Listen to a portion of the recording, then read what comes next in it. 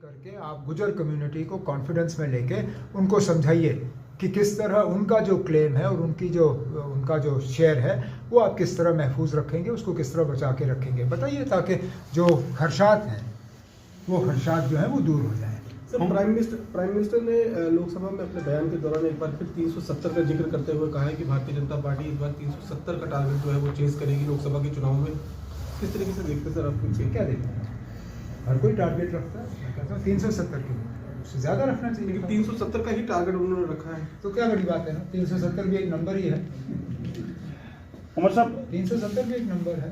मैं तो कहता हूँ और ज़्यादा रखना चाहिए, 500 क्या देते हैं, 370 कम है ना। अब 10 साल उन्होंने इतना सारा कुछ कर आके मंदिर भी किया, सारा किया, तो सिर्फ 370 सीटें हैं, ये भी 500 सीटें हैं, हम भी देखें कहाँ खड़े हैं। उमर साहब, चुनाव होने वाले हैं पार्लियामेंट के, उसको लेकर संशय बना हुआ है कि किस तरह से जो है सीट शेयरिंग जो इंडिया अलायंस में की बात की जाए वहाँ होगा, और उसके साथ साथ असेंबली चुनाव जो है उसकी भी कहीं ना कहीं सुप्रीम कोर्ट की डायरेक्शन के बाद माना जा रहा है कि यहाँ होंगे। उसके लिए क्या देखते हैं आप फ्यूचर? सीट शेयरिंग की अभी कोई बात हुई नहीं है। बातचीत करने के लिए कांग्रेस तैयार है, वो चाहती है कि हम उनसे बात करें और ज़रूर कुछ दिनों में बैठ के उनसे मशवरा किया जाएगा, खासकर उन 3 सीटों के लेके जो फ़िलहाल बीजेपी के पास हैं। जब मैं पुरानी जम्मू कश्मीर की बात करता हूँ तो मैं लद्दाख को भी उसमें शामिल करता हूँ। लद्दाख, जम्मू, उधमपुर, ये 3 सीटें हैं जो ट्रेडिशनली नेशनल कॉन्फ्रेंस ने भी इन सीटों पे मुकाबला किया है। और अगर आप देखें तो जम्मू की सीट भी एक बार हम जीते हैं और लद्दाख से भी हमारा मेंबर पार्लियामेंट जीत के गया है एक से ज़्यादा बार। तो बैठेंगे, उनसे मशवरा करेंगे और देखेंगे कि कौन सा हमें ऐसा फॉर्मूला इख्तियार करना चाहिए जिससे कि ज़्यादा से ज़्यादा हम बीजेपी से ये सीटें जो हैं छीनने का काम कर उमर सकें। साहब, आपने कहा कि जो सीटें बीजेपी के पास हैं उनको लेकर अलायंस पर बातचीत होगी, क्या ये माना जाए कि जो सीटें आपने जीती हैं उन पर कोई बात नहीं? मैंने पहले ही कहा था, जो हमारी सीटें हैं वो तो पहले ही इंडिया अलायंस की सीटें हैं, उन पे क्या बात करनी है मुझे इंडिया अलायंस से? वो नेशनल कॉन्फ्रेंस के पास ही रहेंगे। They are India alliance seats. They are India alliance seats. The fight is not within India alliance. The fight is to take seats back from the BJP. So since already 3 seats are with the India alliance, I don't need to discuss those with the India alliance. I need to discuss the seats. I'm not saying anything. I'm not saying anything more. तो larger interest में अगर कहीं larger interest की आप क्यों चिंता कर रहे हैं ना? मैंने आपसे पहले ही कहा कि 3 सीटें इंडिया अलायंस के पास पहले हैं। ये इंडिया अलायंस की पहली सीटें हैं। मैं इंडिया अलायंस पे अपनी सीटों के बारे में बात क्यों करूं? और सब मुझे ये बताइए ना, किसी और रियासत में आप बात कर रहे हैं जो सीटें पहले से इंडिया अलायंस के पास हैं, आप जाके करिए उनसे। हमारे पास पहले ही इंडिया अलायंस के पास जम्मू कश्मीर, लद्दाख को जोड़ के 3 सीटें हैं। उनको छोड़ के जो बीजेपी के पास 3 सीटें हैं उन पे हम बात करेंगे। उमर साहब, विधानसभा चुनाव भी होने के कहीं ना कहीं बन रहा है बीजेपी की हिम्मत नहीं है ना अब विधानसभा चुनाव करने की। सारा कुछ करा के भी वो लोगों का सामना नहीं कर सकते।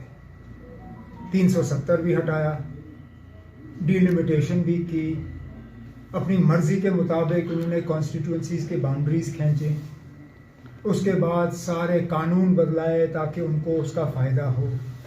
रिजर्वेशन का सिलसिला भी उन्होंने चेंज किया ताकि उसका फ़ायदा मिले।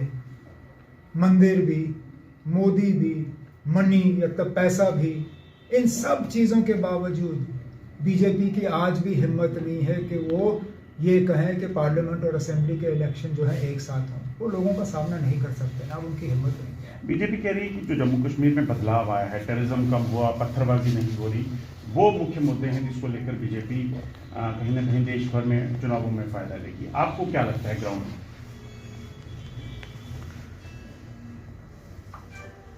रजौरी पुंछ का हाल तो आज आपको दिख रहा है, मुझे वहाँ जाने नहीं दिया। अगर वहाँ के हालात इतने ठीक हैं तो फिर मेरे प्रोग्राम पे रोक क्यों?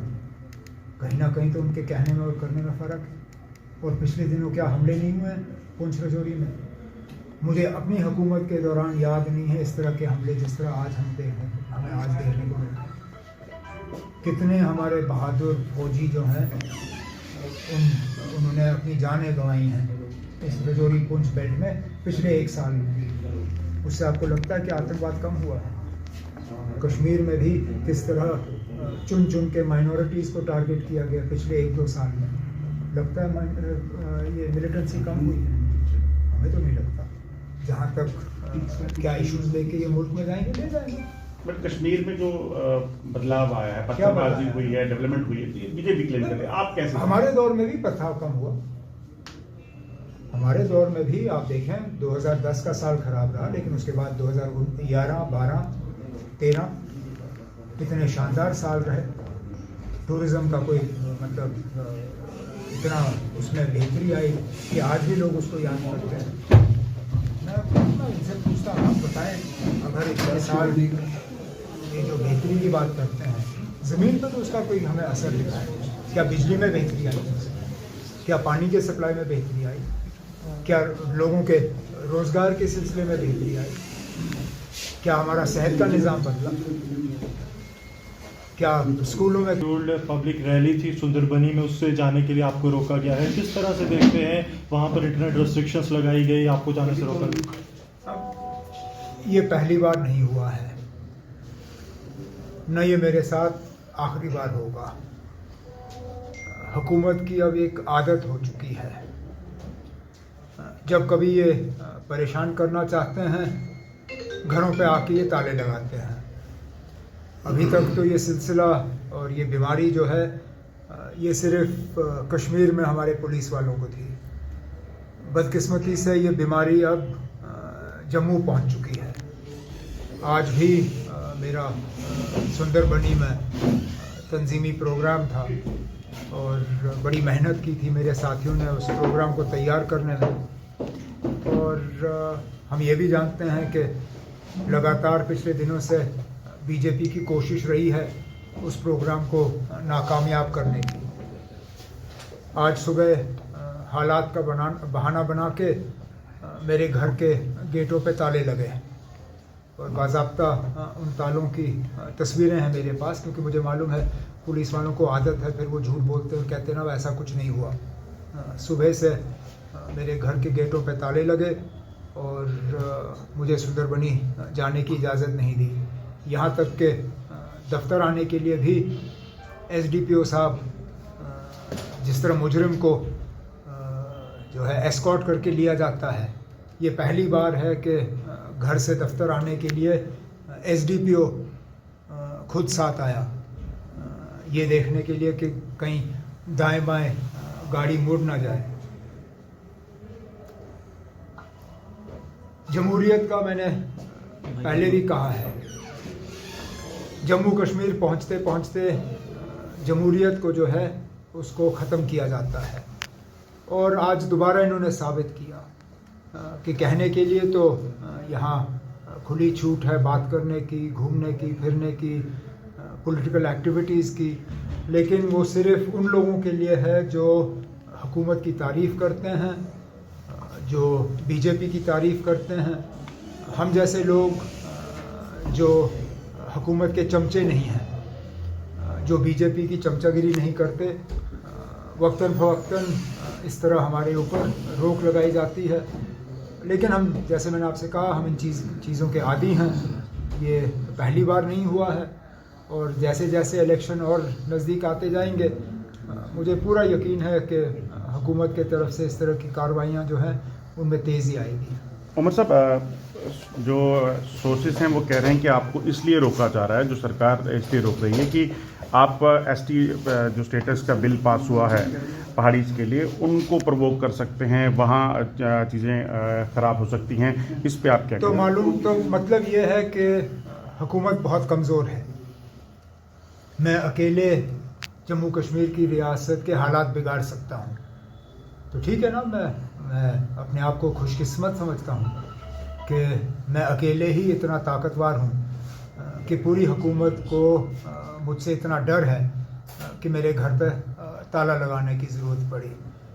बड़ी अच्छी बात है, ये उन्होंने आज मेरी तारीफ़ की है। मैं इससे पहले अपने आप को इतना ताकतवर नहीं समझता था, लेकिन अब शायद मुझे अपने बारे में अलग सोचना होगा।